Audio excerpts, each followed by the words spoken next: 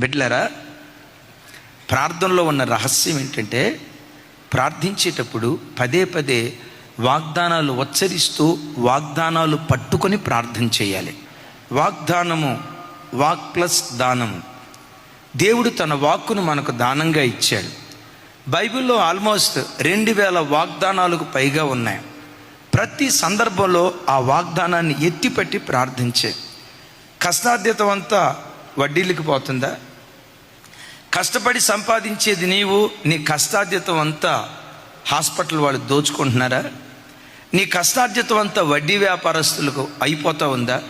కష్టపడి సంపాదించేది నీవు, నీ కష్టార్జితం అనుభవించేది ఎవరో అనుభవిస్తున్నారా? అలాంటి స్థితిలో ఈ వాగ్దానాన్ని పట్టుకో. అయ్యా, నువ్వు ఒక వాగ్దానం చేసావు కదా, నిశ్చయముగా నీ చేతుల కష్టార్జితం నీవే, ఆశీర్వదించడం కాదు తల్లి, నిశ్చయముగా నీ చేతుల కష్టార్జితం నీవే అనుభవిస్తావు అని వాగ్దానం చేసావు కదా. నా కష్టార్జితం అన్యాక్రాంతం అయిపోతుందయ్యా, సిలి సంచిలో వేసుకున్న డబ్బులాగా అయిపోతుందయ్యా.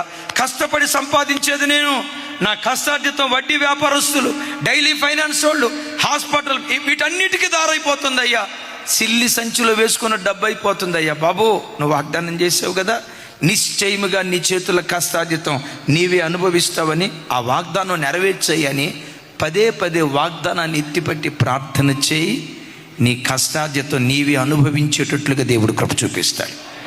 పిల్లలను చూసి, మరి చదువు లేని ముద్దోడ, ఎందుకు నా కడుపును పుట్టావురా, చెప్పండి, మీ డైలాగులు చెప్పండి.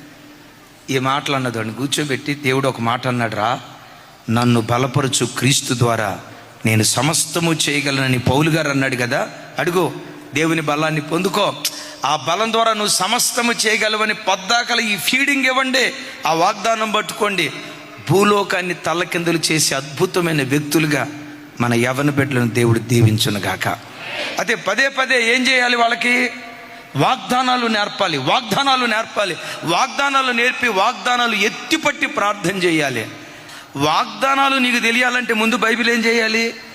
బైబిల్ ఉండాల్సింది ఈ నల్ల అట్టలో, ఎర్ర అట్టలో, తెల్ల అట్టలో కాదు.